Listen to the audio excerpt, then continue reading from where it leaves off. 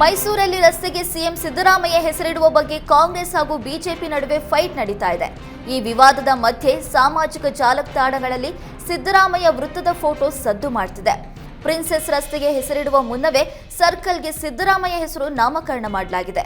2022ರಲ್ಲಿ ಸಿದ್ದರಾಮಯ್ಯ ಲಿಗಾಂಬುದಿ ಪಾಳ್ಯದ ಪ್ರಮುಖ ವೃತ್ತವನ್ನು ಉದ್ಘಾಟನೆ ಮಾಡಿದ್ರು.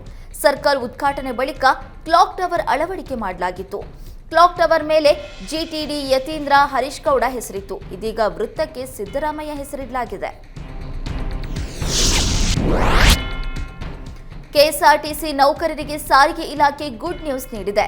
ಕಳೆದ 20 ವರ್ಷಗಳಿಂದ ಕೆಎಸ್ಆರ್ಟಿಸಿ ನೌಕರರ ಬೇಡಿಕೆಗೆ ರಾಜ್ಯ ಸರ್ಕಾರ ಅಸ್ತು ಅಂದಿದೆ. ಕೆಎಸ್ಆರ್ಟಿಸಿ ನೌಕರರ ಆರೋಗ್ಯ ಸೇವೆ ಯೋಜನೆಗೆ ಸಾರಿಗೆ ಸಚಿವ ರಾಮಲಿಂಗಾರೆಡ್ಡಿ ಚಾಲನೆ ನೀಡಿದ್ದಾರೆ. ಬಳಿಕ ಮಾಧ್ಯಮಗಳ ಜೊತೆ ಮಾತನಾಡಿದ ಸಾರಿಗೆ ಇಲಾಖೆ ಸಚಿವ ರಾಮಲಿಂಗಾರೆಡ್ಡಿ, ರಾಜ್ಯದ 250 ಆಸ್ಪತ್ರೆಗಳಲ್ಲಿ ಕೆಎಸ್ಆರ್ಟಿಸಿ ನೌಕರರು ಚಿಕಿತ್ಸೆಯನ್ನ ಪಡೆಯಬಹುದಾಗಿದೆ. ಅನೇಕ ನೌಕರರ ಕನಸು ನನಸಾಗಿದೆ. ಸಾರಿಗೆ ನೌಕರರಿಗೆ ಕೆಲಸದ ಒತ್ತಡದಿಂದ ಹೃದಯಾಘಾತ ಸೇರಿದಂತೆ ಸಾಕಷ್ಟು ಆರೋಗ್ಯ ಸಮಸ್ಯೆಯನ್ನ ಕಾಡ್ತಾ ಇದೆ. ಇನ್ಮುಂದೆ ಉಚಿತವಾಗಿ ಕೆಎಸ್ಆರ್ಟಿಸಿ ನೌಕರರು ಚಿಕಿತ್ಸೆಯನ್ನ ಪಡೆದುಕೊಳ್ಳಲಿದ್ದಾರೆ ಅಂತ ಸಾರಿಗೆ ಸಚಿವ ರಾಮಲಿಂಗಾರೆಡ್ಡಿ ತಿಳಿಸಿದ್ದಾರೆ. ನಗರದ 10 ಪಾರ್ಕ್ಗಳಲ್ಲಿ ಧ್ಯಾನ ಕೇಂದ್ರಗಳ ಸ್ಥಾಪನೆ ಮಾಡಲಾಗುವುದು ಎಂದು ಬಳ್ಳಾರಿ ನಗರ ಶಾಸಕ ನಾರಾ ಭರತ್ ರೆಡ್ಡಿ ಭರವಸೆ ನೀಡಿದ್ದಾರೆ. ನಗರದ ಪಿರಮಿಡ್ ಸ್ಪಿರಿಚುವಲ್ ಸೊಸೈಟಿ ಮೂವ್ಮೆಂಟ್ ಸಂಸ್ಥೆಯ ವತಿಯಿಂದ ಏರ್ಪಡಿಸಿದ್ದ ಸಸಿ ನೆಡುವ ಕಾರ್ಯಕ್ರಮಕ್ಕೆ ಚಾಲನೆ ನೀಡಿದರು. ಸಂಸ್ಥೆಯ ಬೇಡಿಕೆಯಂತೆ ನಗರದ 5 ಪಾರ್ಕ್ಗಳಲ್ಲಿ ಧ್ಯಾನ ಕೇಂದ್ರ ನಿರ್ಮಿಸಲಾಗುವುದು. ಜನರು ಇದರ ಸದುಪಯೋಗವನ್ನು ಪಡೆದುಕೊಳ್ಳಬೇಕು ಅಂತ ಹೇಳಿದರು. ಮಾನಸಿಕ ಖಿನ್ನತೆಯಿಂದ ಹೊರಬರೋದಕ್ಕೆ ಧ್ಯಾನ ಸಹಕಾರಿಯಾಗಲಿದೆ. ಖಿನ್ನತೆಗೆ ಸಿಲುಕಿದ್ದ ಎಷ್ಟೋ ಜನರಿಗೆ ಧ್ಯಾನದಿಂದ ಜೀವದಾನ ಆಗಿದೆ ಎಂದರು. ಭೌತಿಕ ಜಗತ್ತಿನ ಆಸೆ ಆಕಾಂಕ್ಷೆಗಳಿಂದಾಗಿ ಜನರು ಒತ್ತಡಕ್ಕೆ ಸಿಲುಕಿದ್ದಾರೆ. ಅನಾರೋಗ್ಯಕರ ಸ್ಪರ್ಧೆ, ನಾನ್ ಮುಂದೆ ಹೋಗಬೇಕು ಅನ್ನುವ ಒತ್ತಡಕ್ಕೆ ಸಿಲುಕಿ ನೆಮ್ಮದಿಯನ್ನ ಹಾಳು ಮಾಡಿಕೊಳ್ತಾ ಇದ್ದಾರೆ ಎಂದು ಶಾಸಕ ನಾರಾ ಭರತ್ ರೆಡ್ಡಿ ಹೇಳಿದರು. ನಮ್ಮ ಮೆಟ್ರೋ ಹಳದಿ ಮಾರ್ಗದ ಉದ್ಘಾಟನೆಗೆ ಕಾಯ್ತಾ ಇದ್ದವರಿಗೆ ಬಿಎಂಆರ್ಸಿಎಲ್ ಸಿಹಿ ಸುದ್ದಿ ನೀಡಿದೆ. ಕೋಲ್ಕತ್ತಾದ ಟಿಟಾಘರ್ನಲ್ಲಿ ತಯಾರಾಗಿರುವ ಡ್ರೈವರ್ ಲೆಸ್ ರೈಲನ್ನು ಇನ್ನು 15 ದಿನದಲ್ಲಿ ಬೆಂಗಳೂರಿಗೆ ಕರೆತರಲಾಗುತ್ತೆ. ಹಳದಿ ಮಾರ್ಗಕ್ಕೆ ರೈಲು ಸೆಟ್ ಪೂರೈಕೆಗೆ ಬಿಎಂಆರ್ಸಿಎಲ್ ಅಧಿಕಾರಿಗಳ ಸಮ್ಮುಖದಲ್ಲಿ ಕೇಂದ್ರ ಸಚಿವ ಮನೋಹರ್ ಲಾಲ್ ಖಟ್ಟರ್ ಗ್ರೀನ್ ಸಿಗ್ನಲ್ ನೀಡಲಿದ್ದಾರೆ. ಮುಂದಿನ ದಿನಗಳಲ್ಲಿ ಇಲ್ಲಿಂದಲೇ ತಿಂಗಳಿಗೆ 1 ಮೆಟ್ರೋ ರೈಲು ವಿತರಿಸಲು ತಯಾರಿ ನಡೆಸಲಾಗಿದೆ.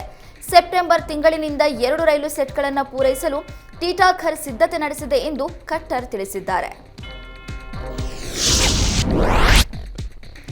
ಬಸ್ ಪ್ರಯಾಣ ದರ 15% ಹೆಚ್ಚಳ ಮಾಡಿದ್ದನ್ನು ಖಂಡಿಸಿ ಎಬಿವಿಪಿ ಕಾರ್ಯಕರ್ತರು ಕಲಬುರಗಿಯಲ್ಲಿ ಪ್ರತಿಭಟನೆ ನಡೆಸಿದ್ದಾರೆ. ಕಲಬುರಗಿ ಜಿಲ್ಲಾಧಿಕಾರಿ ಕಚೇರಿ ಮುಂದೆ ಪ್ರತಿಭಟನೆ ನಡೆಸಿ ಆಕ್ರೋಶ ವ್ಯಕ್ತಪಡಿಸಿದರು. ಬಸ್ ಪ್ರಯಾಣ ದರ ಹೆಚ್ಚಳ ಮೂಲಕ ಸರ್ಕಾರ ಬಡವರು, ಕೂಲಿ ಕಾರ್ಮಿಕರು, ಮಧ್ಯಮ ವರ್ಗದವರ ಮೇಲೆ ಹೊರೆ ಹಾಕಿದೆ. ಸರ್ಕಾರ ಹೆಚ್ಚಳ ಮಾಡಬೇಕಾಗಿರುವುದು ಬಸ್ಗಳನ್ನೇ ಹೊರತು ಬಸ್ ಪ್ರಯಾಣ ದರವನ್ನಲ್ಲ ಅಂತ ಪ್ರತಿಭಟನಾಕಾರರು ಆಕ್ರೋಶ ವ್ಯಕ್ತಪಡಿಸಿದರು.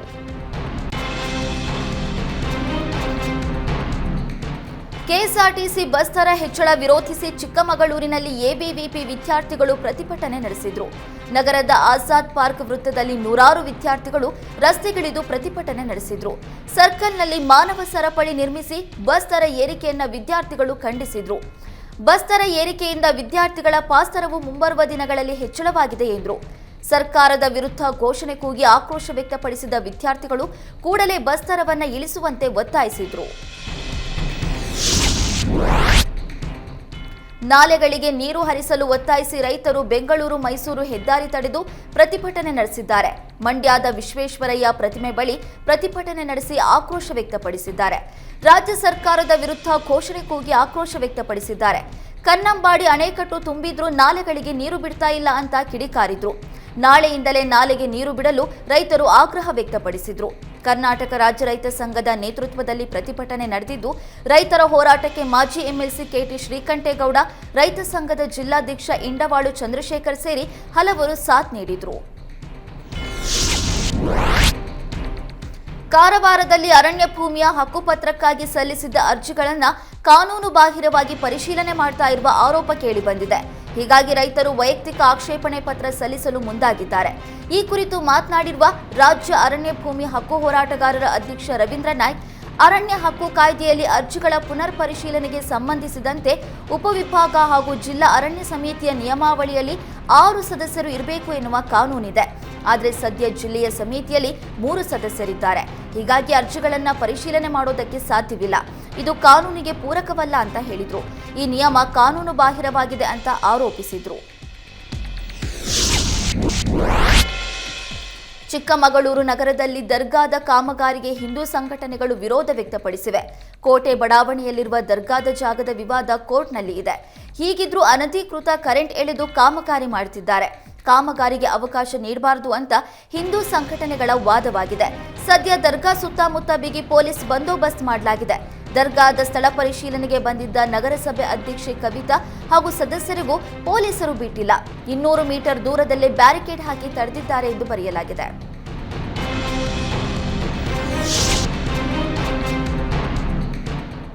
ಫೆಬ್ರವರಿ 28ರಿಂದ 3 ದಿನಗಳ ಕಾಲ ನಡೆಯಲಿರುವ ಹಂಪಿ ಉತ್ಸವ ಲೋಗೋ ನಿರ್ಮಾಣ ಮಾಡಲು ಜಿಲ್ಲಾಡಳಿತ ವಿನೂತನ ಪ್ರಯತ್ನ ಮಾಡ್ತಾ ಇದೆ.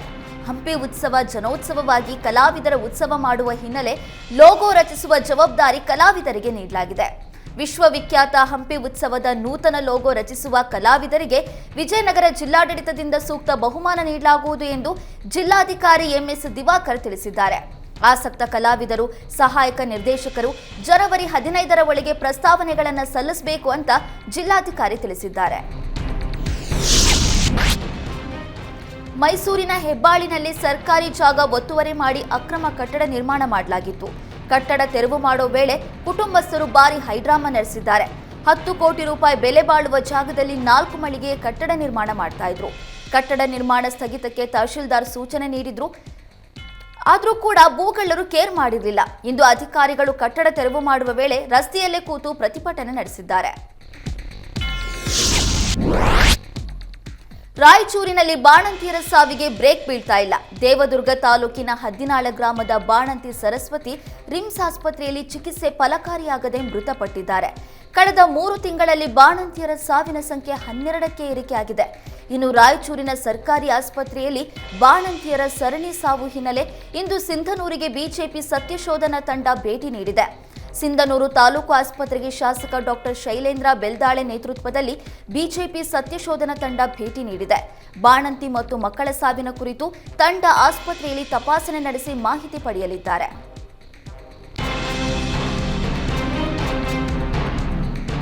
ಕುಂದಾಪುರ ತಾಲೂಕು ಬೀಚಾಡಿ ಜಂಕ್ಷನ್ನಲ್ಲಿ ಅಕ್ರಮ ಗೋ ಸಾಗಾಟದ ಸಂಚನ್ನ ಸಿಸಿಟಿವಿ ವಿಫಲಗೊಳಿಸಲಾಗಿದೆ.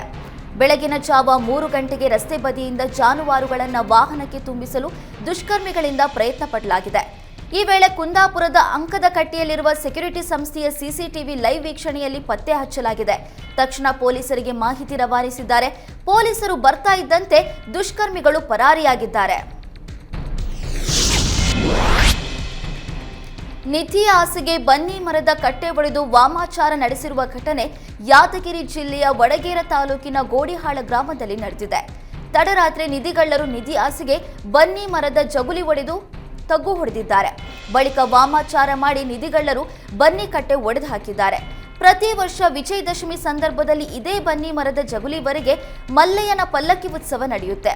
ನಿಧಿಗಳ್ಳರ ಕೃತ್ಯದಿಂದ ಗ್ರಾಮಸ್ಥರು ಬೆಚ್ಚಿ ಬಿದ್ದಿದ್ದಾರೆ. ಕೂಡಲೇ ತಪ್ಪಿತಸ್ಥರ ಮೇಲೆ ಕ್ರಮ ಕೈಗೊಳ್ಳಬೇಕು ಅಂತ ಗ್ರಾಮಸ್ಥರು ಒತ್ತಾಯ ಮಾಡಿದ್ದಾರೆ.